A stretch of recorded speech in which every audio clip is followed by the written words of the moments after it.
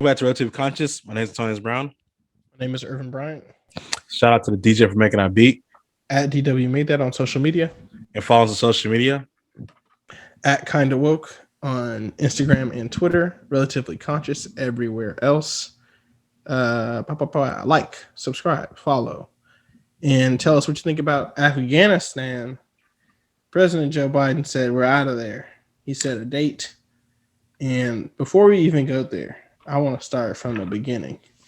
And in particular, because we have a a special guest that is always on the show, but today he's special. Antonio Brown. Yeah. You was there. You know, you were in Afghanistan. Yes.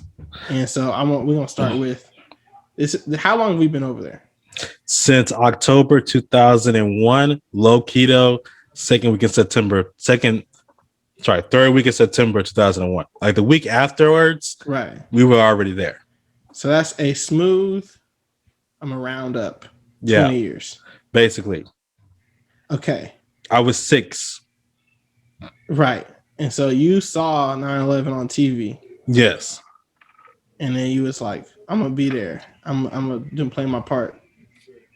As I was like, I saw 9/11 on TV and I was like, wow, that's crazy. That's insane. And then I was like, I don't like what Bush is doing with the war. And then I grew older and I was like, I'm trying to go to college. I need money. Also, I want to be president one day. And people keep talking mad stuff about Obama because he never served in the military. Guess I might as well sign up. Yeah. Okay. So we're over there. Why? Like before we already know we're about to get out, but we started at the beginning. We started 9/11. You peeped it. You're not a patriot like that. You're a patriot in action. Yeah. But that's not your MO. Is not like, oh man, Captain America. That's me. You know, you're just in the mix. You just, you know, I'm an American. This is one of the things that we may do. Yeah. For employment. So, and of course, you do want to lead America service. We know why you went there in the vaguest sense. Yeah. But why are we over there? It's Cliff Notes. The Taliban took over Afghanistan in 1996. I want to say they took over Kabul. Wait, should I start with Reagan? Maybe I should start with Reagan. No? Okay. I mean, well, quickly. Because I mean, this is so we went there for the Taliban. Yes, the Taliban. The Taliban and Osama bin Laden. Now, Osama bin Laden was not the leader of the Taliban. He's Al-Qaeda. Yes. Okay, Al-Qaeda for the planes. Yes, and Al-Qaeda, Osama bin Laden is technically Saudi royalty. Yes, he is. And then 13 of the people who flew the planes were also from Saudi Arabia. They were hiding out, though, in Afghanistan. And Al-Qaeda was launching its missions from Afghanistan. The reason why they had cover in Afghanistan is because the Taliban was in control of Afghanistan. The Taliban took control of Afghanistan after we helped them get rid of the Soviets in the 80s. Cold War style. Okay. To simplify, we trying to crystallize because it's hard. It's too many moving pieces for the average American. Most of the time, we get confused. The guys who flew the planes into the building, Al-Qaeda, we're very familiar with that name. Yes, they were clicked up and protected by the Taliban. Yes, ulterior motive to go to Afghanistan. But let's say I don't want to go over there and fight no war because it's expensive body bags, etc. Yeah. I don't want all this. It's just, war is not exactly fun. But my enemy who has directly, offended me in the greatest way America has ever been offended, and you want to protect them, it's you and me, buddy. Yeah, also because Al-Qaeda was still in the mountains of Afghanistan. Right, that's where they was at. Yeah, that's where they were at. So, now, of course, the questions I was going to be, if I was a left person, I'd be like, well, why didn't we attack Saudi Arabia? There was money leaving Saudi Arabia going to Al-Qaeda because the Taliban had money, but not that much. Really, is Saudi Arabia's back channels and other people in the royal family funded the Al-Qaeda's movements, right? We didn't attack Saudi Arabia because if you attacked and went to war in Saudi Arabia, be a lot worse than it is now because Saudi Arabia is one of the few one of few governments that actually work well in the Middle East. I'm about to So say, and that's like crazy instability. I mean, we yeah, don't want that smoke. That's a world war, honestly. yeah, basically, yeah. Because I mean, you're talking about the main person who controls the oil Yeah, in that region being gone. So yeah, yeah. um, The richest in the Middle East, the most clicked up with various terrorist organizations. yeah, Yeah, it's just everybody's. It's going to be yeah, it's gonna be bad. ridiculous. So anyway, we went to war in Afghanistan. It took us maybe by December we had taken control of the country. The problem was the mountains are ridiculous. It is like um I can't even explain to you, but the Himalayas run to Afghanistan. Yes. So it's the most ridiculous mountains range you can think of. And Al Qaeda was just going from mountain cave to mountain cave to mountain cave, basically hiding out and just waiting out, basically. I mean, they waited since the 80s to have the moment in the 2000s to take their shot.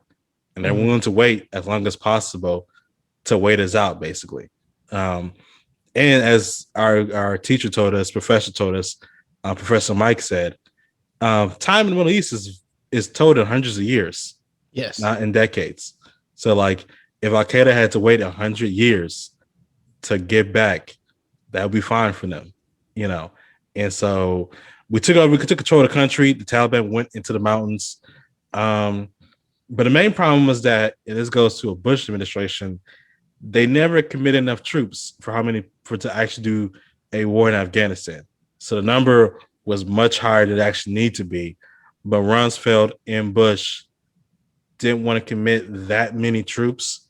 You're talking about a Vietnam level at its height level number of troops. And they didn't want to be actually, I like now I'm thinking about I can't even explain their actions. It's weird. It's weird.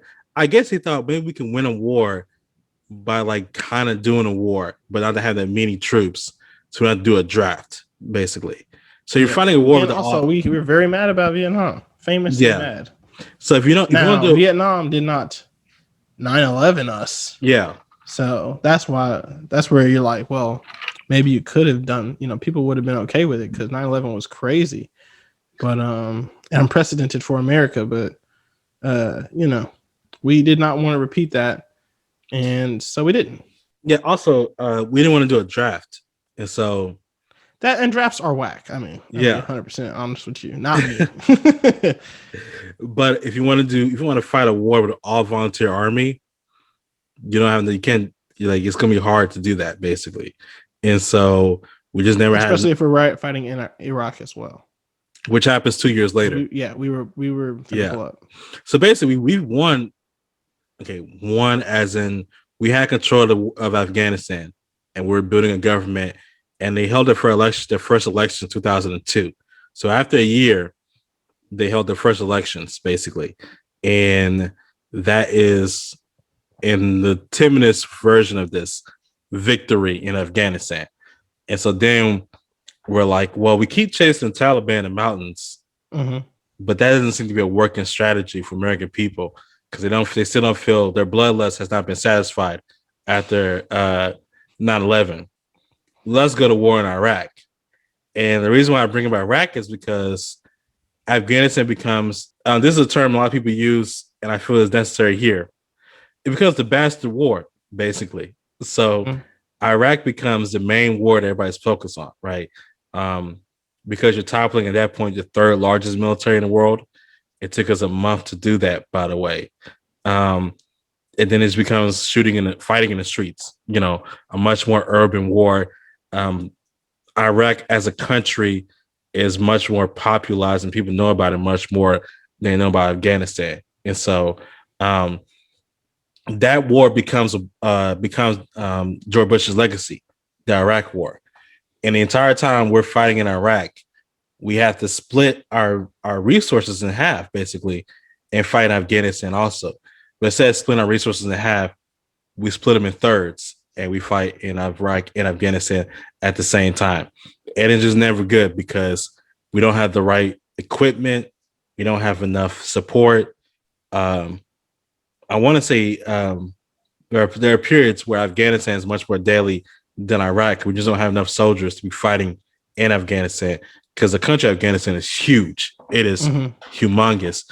And it is at one part of Afghanistan, it could be snowing, and the other part, it could be desert. So that's just how different the terrain is. And so it is, and also Pakistan is right there, and Pakistan is our frenemies, the best way I can explain it. And so they're supporting us, but also giving harbor to terrorists. I don't know, man, because they're supposed to be our friends, but he also gave Osama bin Laden a place to stay. He was down the street from military outposts, and Hillary Clinton went to meet with them one day, and she was like, "Why is Osama bin Laden down the street from y'all?"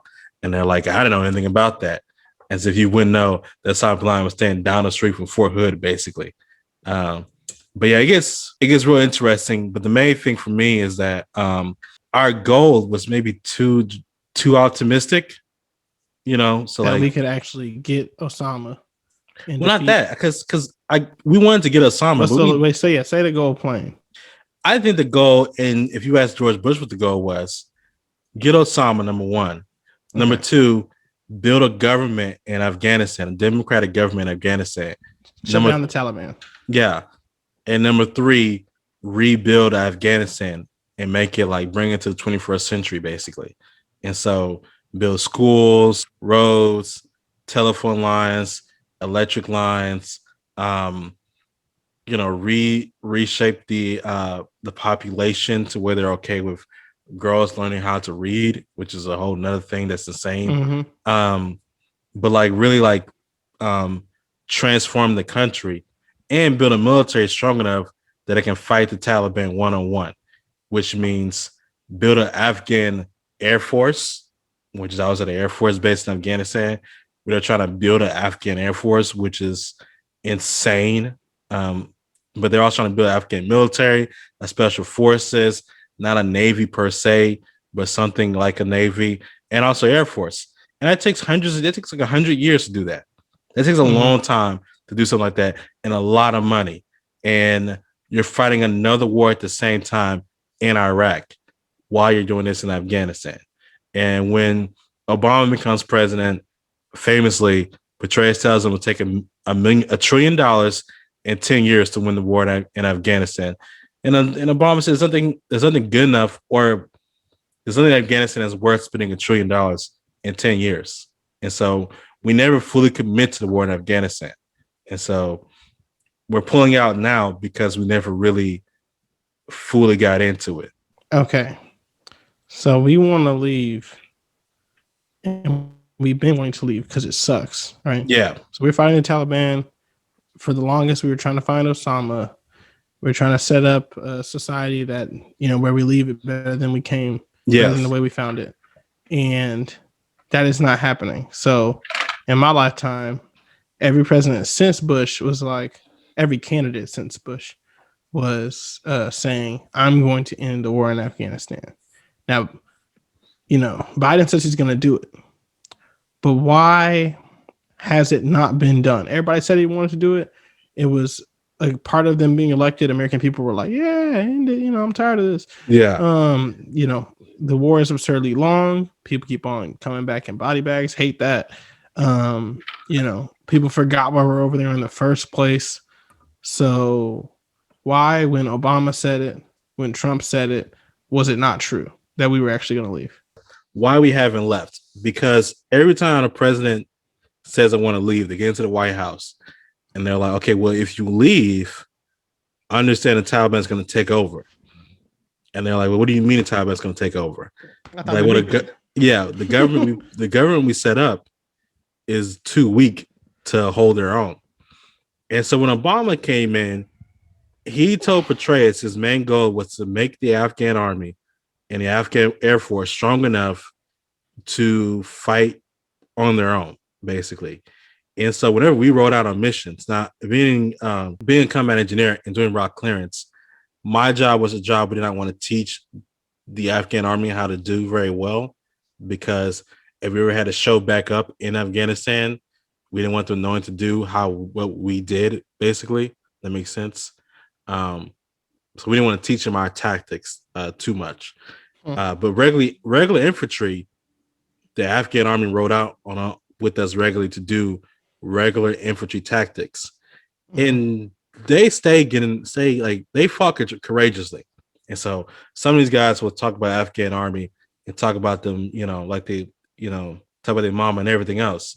And I don't do that because those guys fought courageously, and many of them died and lost their lives fighting for their country Part to Taliban. against the Taliban. Yeah, I I want to make guess. this clear because a lot of people they don't, we don't understand Afghanistan Yeah, stateside. So you, an American soldier, are fighting with an Afghan soldier, Afghan yeah, National Army, fighting against the Taliban. yeah. Who could be their own family, basically. The Taliban is like brother against Brother like. against brother. One thing I would say, we should think of Afghanistan more as a civil war, since Mm-hmm. than as a war of America fighting the Taliban. It's a civil war more so, and the Taliban didn't want to fight us, so we were rolling down the street by ourselves. The Taliban would leave us alone a lot of times, or they'd plant an IED and it'll be long gone. So I blow up your truck, but I'm over the hills and out of here. Mm-hmm. Basically, it's on a timer or it's They set don't. to. They don't want smoke. Yeah, they don't want the smoke because they've already seen the smoke and they know they cannot handle that smoke. But if they see Afghan army by themselves, Afghan police by themselves, I'm gonna fight you one on one. And time again, I would see the Afghan police, Afghan air army have to pull back, get overrun by the Taliban, or have to call us in to help them. And there was a time period where Obama didn't want us helping them out. He was like, they got to learn how to fight on their own, and they were just taking heavy losses basically. And the reason why you can't just leave like Obama wanted to do or Trump wanted to do also Mm-hmm. is what's going to happen is that once you leave, the Taliban will take over. It'll be a fight to the death. The Afghan army will fight courageously, but they're not built to hold them off, basically hold the Taliban off. And in Taliban, do you want to get into their religious beliefs? Hold on. I don't even think. I mean, were you about to say how they indoctrinate people? How the Taliban take it over would be like they would probably rape women in the streets. I mean, yeah, they're foul. They're extremely foul. Yeah, yeah. So I mean, yeah, we haven't addressed. I mean, we know they're villainous because they were protecting and working in cahoots with Al Qaeda. So that's why they're our enemy. But yeah, do tell briefly why the Afghan National Army would fight them. Because the Taliban is ridiculous and they don't believe in women learning how to read or write. Or if so, only up to a certain grade level so they can like do their husband books, but never so they can eat on their own. Wearing pants, that's a no-no. Going to university alongside men, that's a no-no. Going to high school alongside men, no. Serving in the military and having a rank higher than a man, no. Speaking out in front of men, no. So real aggressive mindset on what their gender roles should be in their country. And, let me go ahead and get on my high horse. I saw people who are left leaning or liberals, Democrats, whatever, dunking on Bush because he's talking about, I worry about the Afghan women. And they're like, oh, whatever, you committed war crimes, right? Yeah. Or Laura Bush saying the same thing. Mm-hmm. And I'm like, do we not care about brown women? Is that what it is? Is it because they're Muslim we don't care about them? Because, I mean, George Bush, for everything he did, is not lying. Like they will kill women and girls because of that. A girl got the Nobel Peace Prize because the Taliban. I was just about to say, I was just about to, because it was bringing to my mind. So Malala Yousafzai is the girl you're talking about, and she was, I believe, she was blown up in one way. I don't know if it was an IED. Or they shot her in the face, I thought. A miss. Oh, okay. I know she got a face injury. She got like injured for real, and she's a big advocate. And she was trying to get girls education, right? Yeah. Now she was in Pakistan, I believe. Yeah, and the Taliban was that the Taliban? It was a Taliban affiliate. Of course, the Pakistan government be giving the Taliban money. Yes, they're buddies. Yeah. Yeah, to keep us there, to keep us fighting for reasons I don't understand. I'm just saying, the Taliban is so bad. Yeah, they and people like them be blowing up girls' schools and shooting them in the face. Yes, for how to read. Malala Yousafzai just wanted to teach girls how to read and stuff, just so they can do their own thing, to live their own life. And the Taliban was like, "Nope, you're gonna die instead." Yes, and that's the people we're dealing with. Yes, That's and why that's Afghan National Army wants to fight them. That's why we'll help them fight them. That's why we want to yes, set up a successful government so they can stop all this terroristic, stuff that bleeds out into the West. yeah. And the other problem is that the Afghan government is dealing with corruption, which is a whole nother issue, and that isn't an easy solve. So it's so bad over there, and we haven't fixed it totally. Yes, So we accomplished goal number one. Osama gone. Osama's dead. yes. Yeah. Found him in Pakistan, dealt with him. Okay. Number two was Drive the Taliban out and then set up a government. okay. Well, that's three. Set up a government three. Well, number three is set up an army that's able to fight the Taliban. Oh, okay. Okay, so drive them out, set it up. Okay. So we've kind of made progress on three. Sort of, yeah. And then two is not even real. We haven't done that. Because we driven the Taliban out into the mountains, but like Afghanistan is so vast that to set up a government doesn't mean just only set up a central government. You got to set up regional governments, municipalities. Mhm. You got to really do every Nation part building. of your nation building. And nation building is hard. It is hard to set up a nation. Because like one thing I will say, we bring up Germany and Japan, but Germany and Japan were already nations. Yes. And so even I drive out the Nazis, I just put someone who's not a Nazi in a Nazi position, basically. And they had the political and physical infrastructure. Yeah. And they were modern states. I mean, they were modern enough to do empire, to make conquest in their neighbors. So they were modern states by the standard of the time, and they're modern states now. But Afghanistan is not like that. No, it's not a modern state. And so not only do I have to get rid of Taliban, I have to build a modern state here, basically. And most of my people I got working here don't speak the language. So we had an issue time and time again. We do not have enough people who speak Pashtun or Dari, basically, who speak the language. So like in Germany in 1945, Hitler spoke English. Most Nazis spoke English. Japan, same way, because they had to learn our codes and things like that. So most of them spoke English. And Japanese is a language which most Americans there's enough Americans to speak Japanese to like and I mean Japanese Americans volunteering, so that was helpful. But Pashtun and Dari is not just Arabic, it's an offshoot of Arabic, right? And in Pashtun and Dari you got like 5 or 6 different subsets that they also speak, and so regional dialects and stuff. I don't have enough people. I don't have enough Joe Blows who want to join the military and then learn Pashtun and Dari, right? And then go to Afghanistan and want to stay there for 10 to 15 years. I didn't enlist to become a diplomat. Yeah, basically. But that's what you got. That's what you want. That's what we asked the American military to do. Not just fight a war, but also be diplomats and build a nation. On top of that, you have the aggressive politics of faith and religion. So not only do you have to speak Pashtun and Dari, you're also not a Muslim. So like you come over here to tell Muslims what to do, but you are a white Jesus serving Christian. Yeah. I don't want to listen to you. Or maybe a godless American. Yes. Yeah. Yeah. Also, in Afghanistan, they don't, drinking beer and getting drunk is like a chief no-no. And that's all American soldiers are good. That's just all we're good for. But we're going to do one thing. We going to drink. It's bad over there. Yeah. Okay. We came over there to do what we had to do so we could limit, 9/11 never happen again. We've accomplished one goal. We got the other two. We made progress, but they're not accomplished. You cannot say like accomplished there. Okay. So what makes Joe, because Obama didn't and Trump didn't leave because what you said. So what's Joe doing?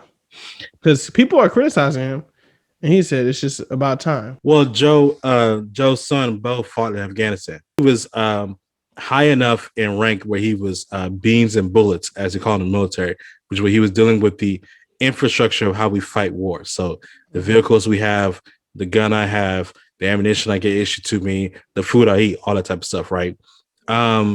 And at the time when Bo went to Afghanistan, we still had flat bottom Humvees, which not to get too deep into it, but a flat bottom Humvee, if you take an IED det, everybody is dying. The gunner is getting shot out 200 If feet. you take an IET detonation, Detonation, yeah. So if an IED blows up, improvised explosive device, by the way, yes, blows up, everybody in that thing is dying. So like it's They 5 weren't people in there. built to defend against that attack. They're not built to take 200 pounds worth of HE homing explosives to the bottom of a truck. Yeah. And you're 19, 18-year-old gunner from Kansas just got ejected 400 feet into the sky and is now dead. Yeah, that's what happens when you take a debt that ridiculous. And so Bo calls Joe and he's like, hey, Dad, we still got Humvees over here. Y'all got RGs, the trucks that have a V-bed bottom. So when a deck goes off, it directs the explosive outward, basically. Right. And then the truck axles break off and it just kind of floats to the bottom and it makes it easier. And not everybody dies, basically. They have those in Iraq, but they haven't moved into Afghanistan. Not in Afghanistan. Because it's the bastard war. It's the bastard war. And so Joe pulls strings here and there. He gets into a shouting match at the Pentagon, which is in the Obama Wars book. And basically, he goes to the Pentagon and starts talking to him about this.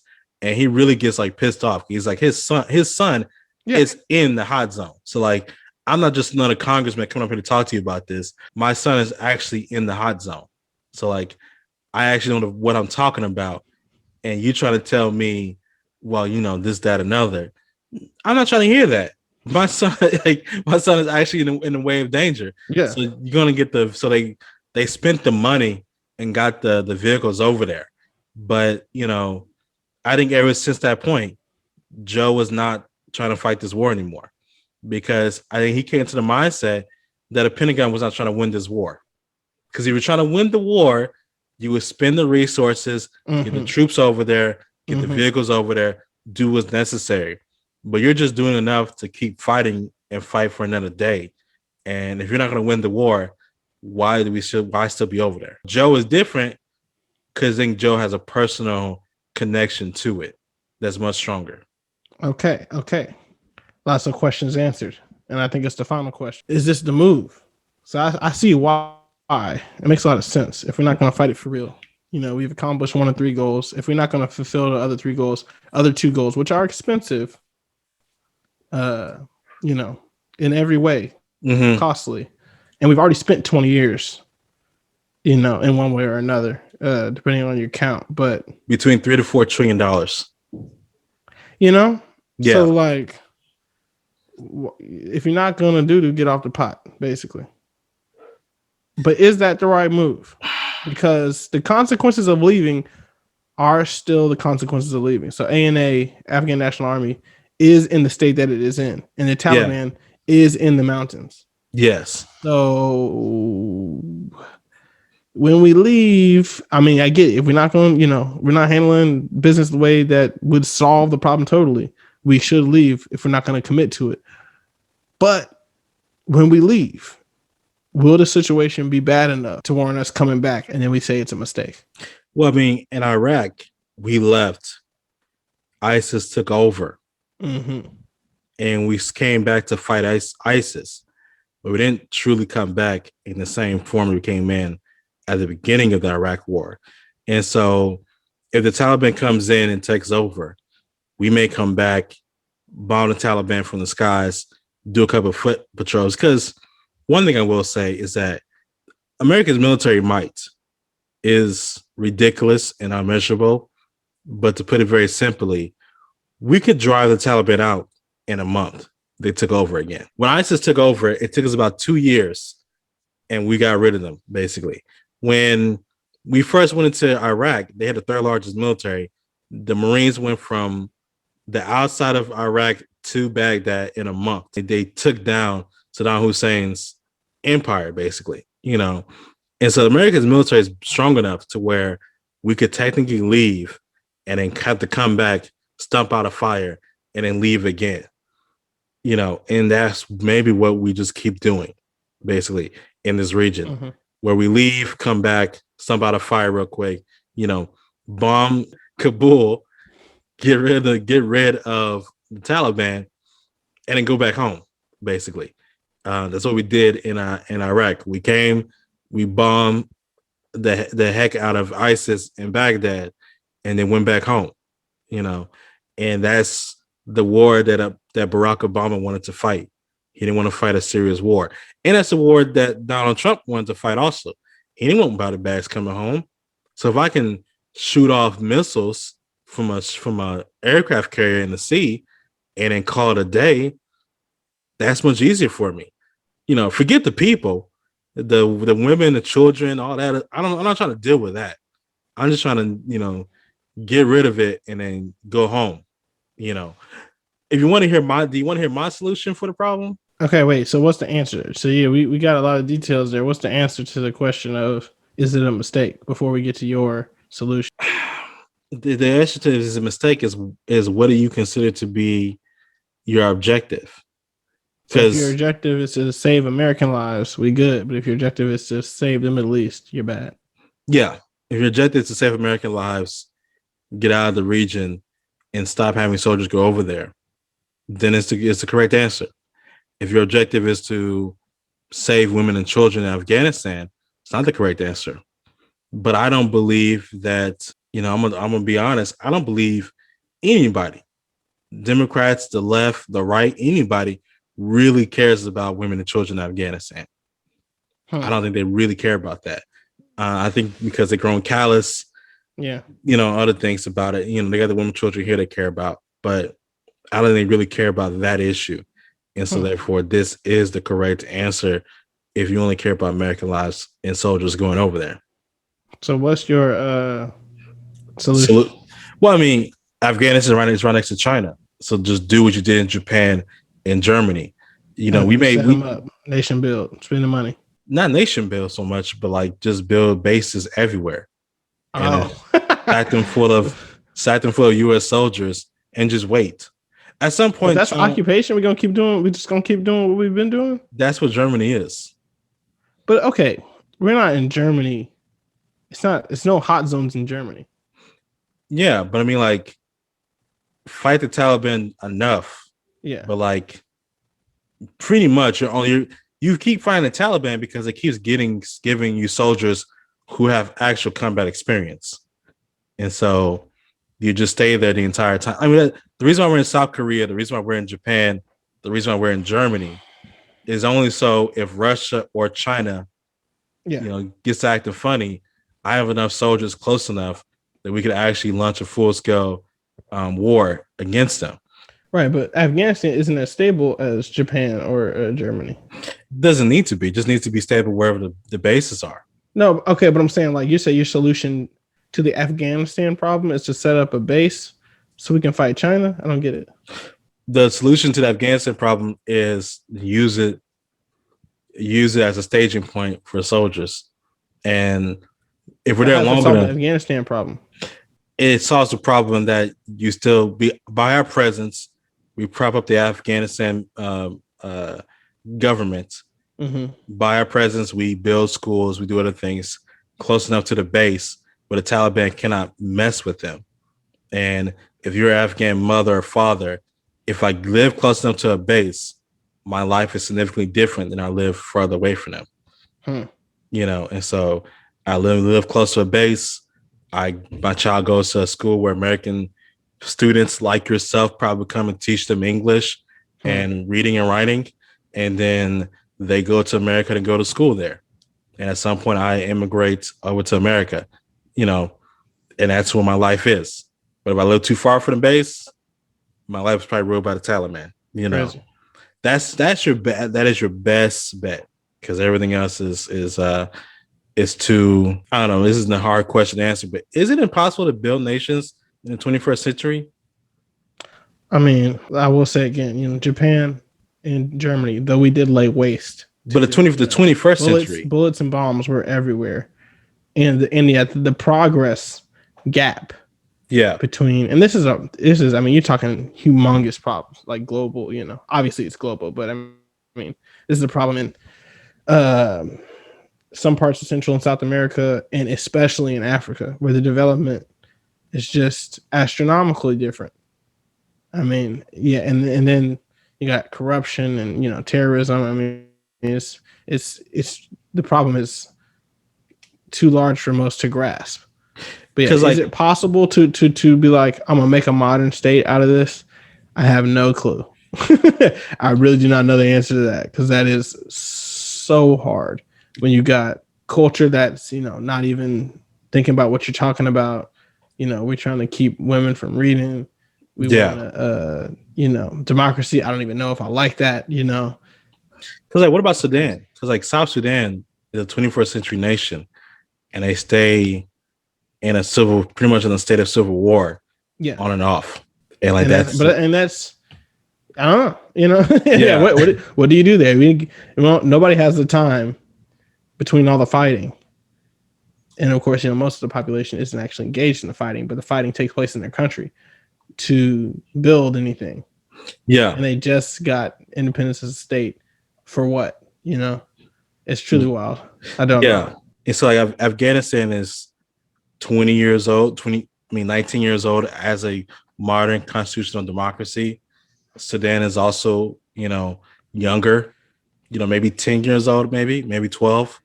But and then you got like all the post-colonial states. Yeah. And it's just like what I don't know.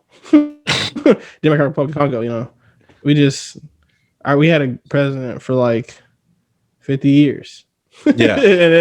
Like I don't know what you want us to do. Yeah. So the depressing answer may be you can't. I don't know. Because I mean, Israel is the only one I can think of that is a state that was built in 1948-ish. They were propped up. Yeah, that's a lot of money flowing in. Yeah, external monies. And that's another thing. Nobody's handing out money in Haiti. No one's handing out money in Cameroon. No one's just like pulling up, just dumping out trucks worth like, oh, here you go. Solving problems. And I mean, even Israel got its own problem of having modern day apartheid. But yeah, as we close, I'm just a lot of places that is a part of the problem where, like in Africa, all over Africa, most of the wealth is held by white people. And they're like a tiny, like single digit percentage white people, and just like, nope, I'm not moving off of this. This is my money. My daddy gave me this. You know what I'm saying? In Kenya, so you got that and all the problems of nation building and poverty and illness and war and like what are we gonna do? In Kenya, last thing, there's like a animal reserve out there that this white family has that they spend a bunch of money on, basically, and it's handed down to them generations. And like she calls herself a Kenyan. Yeah, white Africans are bold. Yeah, and so I mean, she is a British woman. I mean, yes, yeah, they be English, Dutch, German, whatever. But she's like, I'm Kenyan. I've been here my entire life. I didn't go anywhere else except for to go to school, and I came back here, and we've had this land our family for generations, basically. And so, how dare you tell me to move out this land, basically? And that's wild. That's really wild, because her argument is that I pay taxes and this is my land. Her argument is that, especially when Americans come talk to her, don't come tell me to get off my land until you want to move all of Oklahoma. So Afghanistan, we leaving. Yeah, I don't think we're leaving though. Oh, wait, okay. Well, I mean, no, I don't like Joe Biden can set a date all he wants to, but for all the reasons I said why we haven't left before, all the reasons why he probably won't leave again. So I think he may try. He may give it a good old fashioned try. But at the end of the day, forces too bigger than him are going to be like, you can't leave. Because, I mean, Joe can't get reelected if the Taliban's killing and raping women in the streets. You can't get reelected doing that, with that happening. So when Vietnam fell, Nixon was done. But like Nixon, if he had to get, he didn't have a third term, but like it was a problem when they started really like when the communists came down into South Vietnam and started murdering people in the street, you know, and so Joe's gonna have a serious problem with him if he actually leaves, and that starts happening. Do you leave or do you wait, or all these things become a problem. Anyway, my name is Tony Brown. Irvin Bryant. Peace. Do it to him, D.